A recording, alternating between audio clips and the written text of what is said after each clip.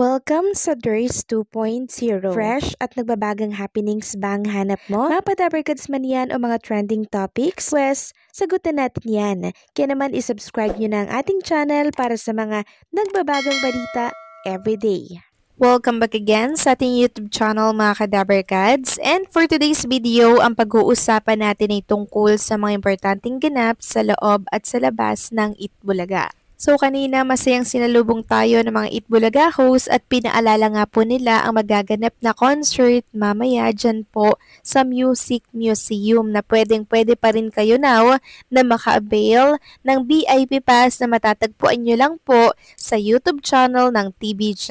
Samantalang hindi naman po makakadalo si Alan Kay ng concert po ng mga clones dahil meron po siyang ganap.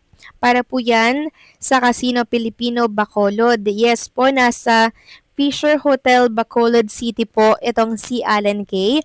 Meron po siyang ganap dito, 8 PM po yan. Pero syempre, kahit hindi po yan makaka-attend, mga kadabarkads, may VIP pass naman si Alan Kay na siyang pinakita niya nga po kahapon. Para nang sa ganon kahit nasaan man siya at kahit anong ganap niya, pwede pa rin po siyang maka-access at mapanood ang mga clones natin. Samantalang sinimula na po ni Dabarkads Ryan Agoncillo ang taping para sa kanyang project na The Good Doctor. So ito ipapakita ko na lamang po sa mga screening nyo ang picture ni Ryan Agoncillo during taping. Mga BTS shoot po ito mga kadabarkads na talaga naman po nga pinag-uusapan ngayon sa mundo ng social media. May time po na hindi natin makikita si Ryan Agoncillo sa Itbulaga, lalo na po sa kasagsagan ng taping nito. Dahil syempre, abala na po si Ryan Agoncillo sa kanyang magiging taping. Pero kanina nakasama pa rin natin siya sa Itbulaga. Samantalang next topic naman tayo. Pag-usapan natin mga kadabarkads, etong bagong statement ni Mr. Anjo Iliana. Humihingi po siya ng saklolo sa mga DDS mga kadabarkads at handa niya daw po na harapin ang mga susunod na kabanata na mangyayari sa kanyang buhay. Na para bang alam niya na po ang mangyayari sa kanya at inihahanda niya na po ang kanyang sarili. So sabay-sabay nating pakinggan yung sinabi po ni Anjo Iliana sa kanyang naging live. Lalo na yung aking laban na pagsuporta kay BP Sara. Iba naman yung labang kong personal na aking pong haharapin sa mga susunod na araw, linggo at buwan. At gusto ko lang pong simulan ito at paalala na tayo po ang unang inapakan, tayo po ang unang sinaktan, tayo po ay ang unang sinaksak sa likod at bagamat ayaw ko sana nangyari, tayo po ay nakapagkwento. Naglabas ng sama ng loob dun sa mga nakaraan na sabi ko dapat hindi ko na nagawa. Pero nagawa ko na rin, nasabi ko na rin.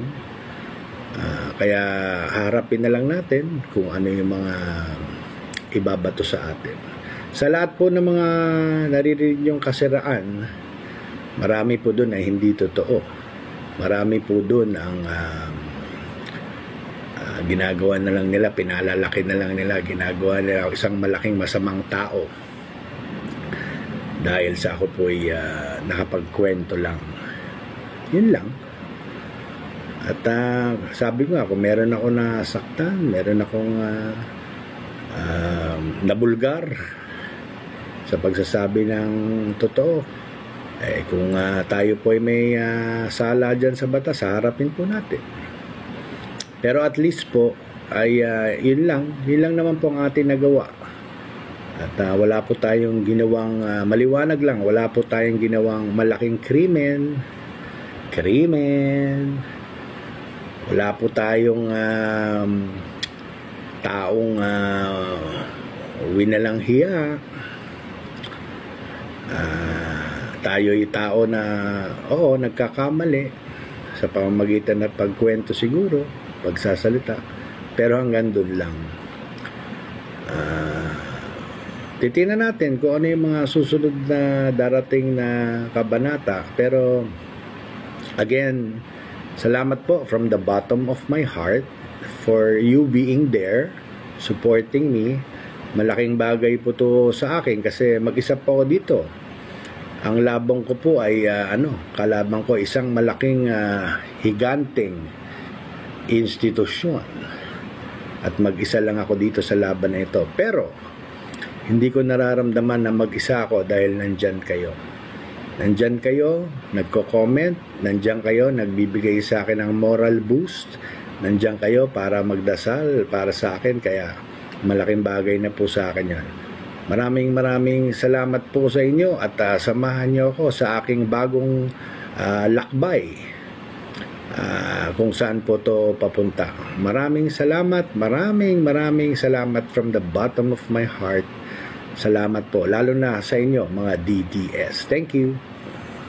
So narinig niyo po yung naging statement ni Anjo Eliana. Parang nagpapaalam na po siya na samahan niyo ko, tulungan niyo ko sa laban na to, nakakaharapin ko, na para bang alam niya na po mga kadaberkads, yung kakaharapin niya po na kaso. Siguro nakatunog na po siya na ganito yung mga ikakaso ng TBJ at ng mga daberkads natin. Individual yung pagpapile nila ng kaso. Ibig sabihin, individual din po yung mga abogado na kukunin ni Anjo Eliana na mag-handle ng mga case na yun. Ilang case ba yun? Ilang daberkads ba yung kanyang natapakan? Grabe mga kadaberkads.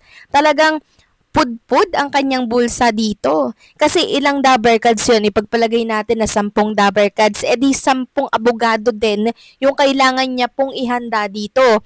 Bawat abogado, syempre meron po yung bayad. So lahat yun talaga pong sasampahan ng kaso si Anjo Eliana. And sabi nga dito, tahasang inamin ni Anjo Eliana na siya ay agag or mahina at wala siyang pera kumpara sa kanyang mga kalaban. Binanggit pa niya na ang kanyang dating kasamahan si Tito Sotto ay isang SP Speaker, Senate President, ay mayroong maraming koneksyon at abogado. Sa kabilang banda, ang tanging panlaban lamang daw ni Anjo Eliana ay ang bibig. Sabi nga dito, ang pinakamahalagang detalye ayon sa ulat ay ang estratehiya ng legal team ng TBJ. Hindi raw pinag-isa o kino-consolidate ang mga kaso, sa halip ang bawat individual na nasiraan ng puri ni Anjo mula kina Senate President Tito Sotto, Bossing Vic Sotto at Joey De Leon hanggang sa iba pang daberkads ay maghahain ng kani-kanilang hiwalay na demanda.